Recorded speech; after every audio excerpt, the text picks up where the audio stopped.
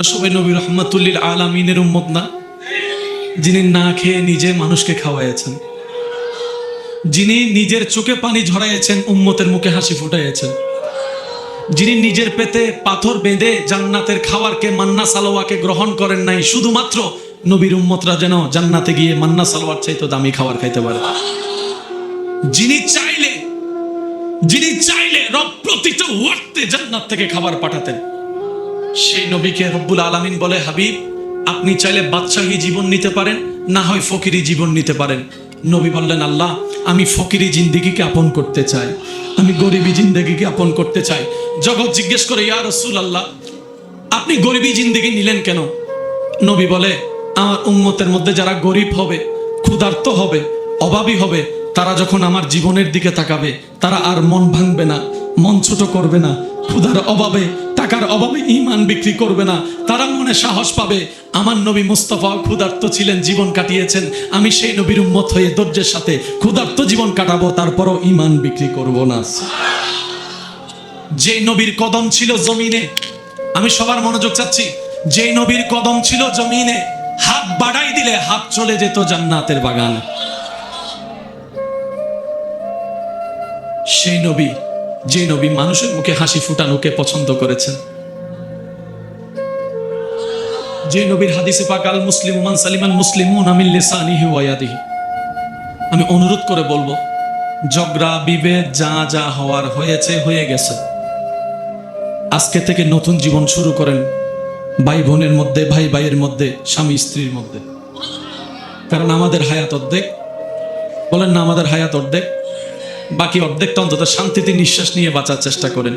হাজার কোটি টাকা থেকে লাভ কি যদি আপনি বিছানায় শুয়ে শান্তির ঘুম ঘুমাতে না পারেন?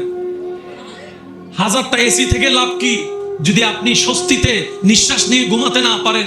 এটা কখনো সুখের জীবন হয় না ভাই। ওয়াল্লাযী আনজালাস সাকিনাতা ফি কুলুবিল মুমিনিন, শান্তি তারাই পায় যারা মুমিন হয়েছে, অন্তর থেকে রবের দেওয়ানা হয়েছে। বলেন সুবহান। নবীকে মারতে আসছে, নবী হাসি মুখে তাকে কালিমা পড়াই দিছে। আরেকটু জোরে। নবীকে যারা অপবাদ দিয়েছে, নবী তাদেরকে পরে সম্মানের আসন বসায় দিয়েছে। এমন অনেক মানুষ মারতে গিয়েছে, নবীকে গালি দেওয়ার কারণে নবী উল্টা তার পক্ষ হয়ে সাহাবার হাত থেকে তাকে রক্ষা করেছে। সত্যিকার শক্তিশালী কে জানেন? মনোযোগ, শেষ ভালো যার সব ভালো তার। সত্যিকার শক্তিশালী সে ব্যক্তি যার ক্ষমতা থাকার পরও ক্ষমতা দেখায় না, সবসময় নিজেকে মাটির সাথে মিশাই রাখে। ওয়া ইবাদুর রহমান আল্লাযিনা ইয়ামশুনা আলাল আরদি হাওনান। সেজন্য যারা নিজেকে মাটির সাথে মিশাই রাখে, কম কথা বলার চেষ্টা করে, চোখকে নিচে রাখার চেষ্টা করে, মনটাকে শান্ত রাখার চেষ্টা করে, অভাবীর দূর করার চেষ্টা করে, অভাবীদের, দুঃখী মানুষের মুখে হাসি ফুটাইতে চেষ্টা করে, সুবহানাল্লাহ, ক্ষুধার্তর মুখে খাবার দেওয়ার চেষ্টা করে, তৃষ্ণার্তর সামনে পানি রাখার চেষ্টা করে, রাস্তা যার বন্ধ তার জন্য রাস্তা খুলে দেয়, যার ইজ্জতে আঘাত আসে নিজে ডাল হয়ে দাঁড়িয়ে আরেকজন ঈমানদার ভাই বোনের ইজ্জতকে রক্ষা করে। নবী বলে যে সে আমার উম্মত, সে আমার উম্মত, সে আমার উম্মত, সে আমার উম্মত, সে আমার উম্মত। বলেন না সুবহান। মেরে যেতে নাম জিতা নয়, মাফ করে দেওয়ার নাম জিতা। সুবহানাল্লাহ জোরে বলেন। আপনার আমার নবীর চাইতে বড় শক্তিশালী সৃষ্টিতে আর কেউ ছিল? নবীর যে পাথর মারছে, সয়ে গেছে, সয়ে গেছে, ক্ষমতা দেখায়। আর কিছু আছে দেখবেন, রিক্সাওয়ালা 2 টাকা বাঁচানোর জন্য রিক্সাওয়ালারা থ্রেট মারে, সিনাস নাই হন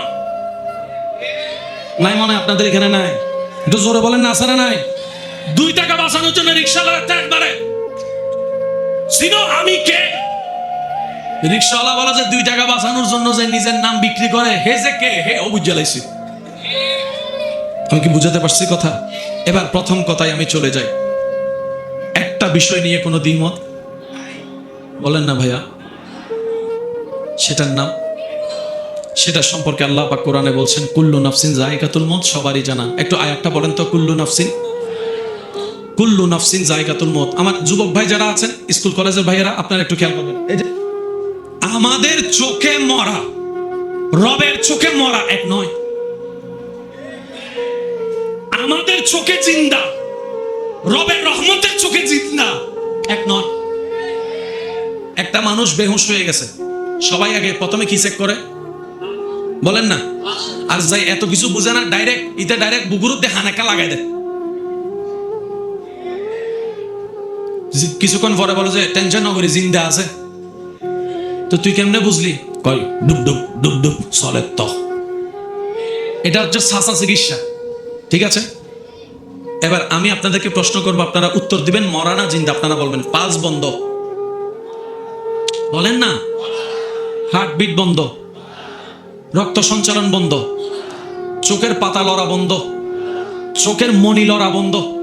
মানুষ ঘুমাইলে দেখবেন চোখের মনি ঘুরতে থাকে। কখনো দেখছেন কিনা জানি না, কোনো ঘুমন্ত মানুষকে একটু এরকম করে দেখবেন চোখটা আর এক জায়গায় থাকে না।